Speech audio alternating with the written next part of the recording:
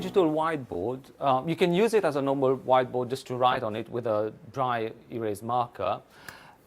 You can also use your phone or tablet and capture and share everything that's been written on it. The way it works, you need to scan this QR code in order to download the app. I already have the app on my phone. So once you have the app, you open it, point it to the QR code, and that will connect my phone to the display via Bluetooth.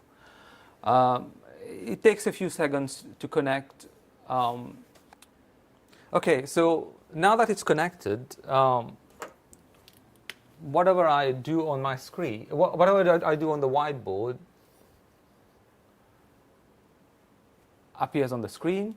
By pressing the little camera icon here, that sort of takes a picture of what I've just done. So everything is saved within the app. So this can be shared later, or I can also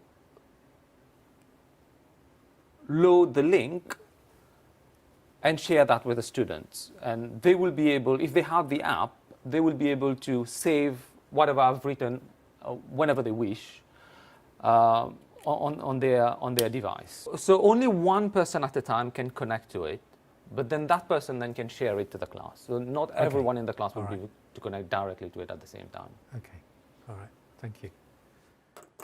Okay, so that's the...